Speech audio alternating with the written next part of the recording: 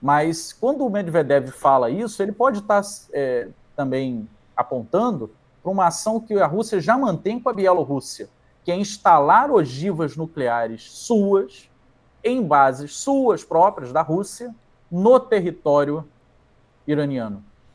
Isso é uma prática tão comum dos Estados Unidos que a gente nem deveria se surpreender da Rússia propor fazer algo assim, né? É só você pegar qualquer desses mapas disponíveis na internet e ver bases americanas, você vai ter um mundo, né, coalhado de pontinhos. E depois você vê bases nucleares dos Estados Unidos. É menos coalhado, né, uma quantidade menor, mas também espalhada pelo globo. Então a Rússia poderia sim instaurar uma base sua, isso em algumas semanas, pouco mais de mês, instaurar uma base nuclear russa em território iraniano. E é evidente que um ataque dos Estados Unidos a essa base representaria um ataque à Rússia. E aí nós estaríamos diante da Terceira Guerra Mundial. Óbvio que os Estados Unidos não vai fazer uma coisa dessa. Mas a China também é um ator nuclear. Duvido muito que ela haja nessa medida que até mesmo a Rússia eu duvido um pouco que tome. Mas, em tese, ela poderia também. São seus interesses que estão sendo atacados. Os Estados Unidos atacam o Irã não necessariamente porque tem uma rivalidade de longa data com o Irã, não necessariamente porque é dominado pela política externa por Israel. Também ataca porque essa é uma guerra contra a China. Essa é uma guerra de tentativa de imposição da unipolaridade. Os Estados Unidos está querendo reafirmar o mundo inteiro. Eu sou o xerife do mundo. Eu decido. Eu mando. E quando eu ajo, ninguém resiste a mim. Parece uma passagem bíblica, né? Parece Deus falando na Bíblia. Eu tardo a agir, mas quando ajo, nada resiste ao meu poder, nada resiste à minha força. É a forma como os Estados Unidos encaram a realidade, como eles encaram eles mesmos, como donos do mundo, como fiadores em última instância do que pode, do que não pode, do que é certo, do que é errado. E isso é a tentativa de manutenção da unipolaridade. E aí, meus amigos, a China, diante disso, precisa se posicionar.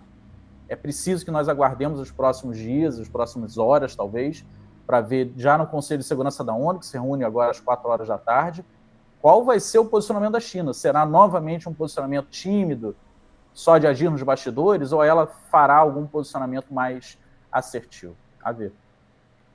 Com base nisso, até, Samuel, a gente, né, tentando fazer a montagem desse mosaico, falando de Rússia, de China, que são os atores mais aguardados, né, em termos de posicionamento, mas o Keir Starmer, ele fez uma declaração, ele se posicionou apoiando Donald Trump. O Irã rebateu a União Europeia dizendo que os Estados Unidos e Israel destruíram a diplomacia. Em coletiva de imprensa, inclusive, o ministro das Relações Exteriores, o Aragash, ele enfatizou que os Estados Unidos cruzaram uma linha vermelha muito grande ao atacar as 3 principais usinas do programa nuclear do país.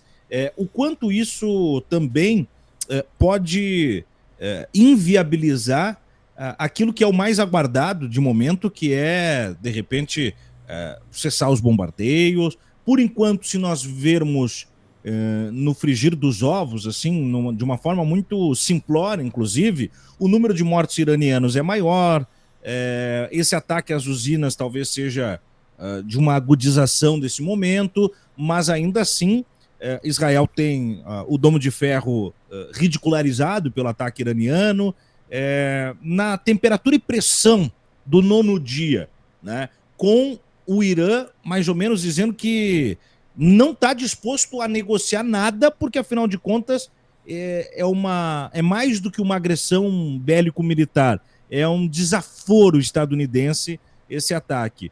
E com a União Europeia reforçando aquilo que o G7 já tinha mais ou menos também condicionado, que é um apoio a Israel. Fora a China, fora a Rússia, fora o Paquistão, com os Estados Unidos e Irã do outro lado, como é que os europeus ficam, a partir de agora, com a seguinte situação de cruz e espada? Entram para valer ou ficam ali só esquentando o tamborim de marmita, Samuel Brown? Vamos lá. Primeira coisa, alguém perguntou no chat assim, o que você faria se teu vizinho tivesse em desenvolvimento uma arma nuclear? Bom, essa é uma boa pergunta para se fazer, o Irã, né? Porque Israel, desde 1958, desenvolve em segredo o seu armamento militar nuclear. Desde 1958, com o apoio da França, e aí eu vou fazer o gancho com a tua fala, Thiago, sobre os europeus, foi instaurado essa usina nuclear no deserto do Negev, sem nenhuma submissão às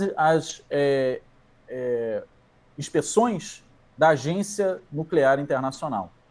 É a única unidade nuclear conhecida do mundo que nunca foi inspecionada pela agência da ONU. A única vez que Israel permitiu uma investigação, uma vistoria, ela exigiu que os fiscais, né, que aqueles que fossem inspecionar, fossem da agência nuclear dos Estados Unidos. E esses investigadores ficaram de 65 até 69, durante 4 anos, fazendo inspeções, até que eles informaram ao governo dos Estados Unidos o seguinte: não faremos mais. Sabe por que não faremos? Porque é tudo falso. Nós chegamos em lugares e vemos que tem paredes falsas. Nós fazemos medições nas salas que nos apontam, e as medições apontam coisas ridiculamente inconsistentes. E na sala ao lado, que em tese não existe, que tem uma parede ali, a medição é gigantesca, aponta que há produção nuclear. Mas eles dizem que não podemos olhar porque é uma parede. Como você quer atravessar uma parede? Não tem nada do lado de lá. Era ridículo. Durante 4 anos, Israel submeteu o seu aliado principal, os Estados Unidos, ao ridículo de fazer inspeções falsas e passarem para a agência nuclear: olha, está tudo bem, olha, não vimos nada. E aí a agência nuclear aceitava, porque, gente, a agência de energia nuclear internacional, ela é um filhote dos Estados Unidos. É uma instituição completamente controlada pelos Estados Unidos e seus aliados. O Israel também é o vizinho de todos ali, de todos os países do Oriente Médio. E aí não é só do Irã, é de todos os países do Oriente Médio. É o único que tem um armamento nuclear e que não adere ao Tratado Internacional de Não Proliferação de Armas Nucleares. Uhum. O Irã adere. O Brasil adere. Uhum. Esse tratado diz o seguinte: é um tratado humilhante para todo mundo. Ele diz o seguinte: países que possuem armas nucleares podem tê-las. Países que não possuem, jamais tenham. É isso. Resumindo, é isso. Mas ele impõe aos países, né, que têm, olha, diminua o estoque, entendeu? Não fabricando, desative algumas das suas ogivas. Aí coloca lá umas métricas nunca cumpridas, nunca fiscalizadas, de que de tanto tempo tem que reduzir. Sabe quem reduziu? A Rússia. A Rússia reduziu. Sabe quem abandonou, quem cumpriu o tratado? A África do Sul. Sim, meus amigos, a África do Sul, nosso parceiro, né, do BRICS, tinha armas nucleares e se desfez delas voluntariamente através do tratado.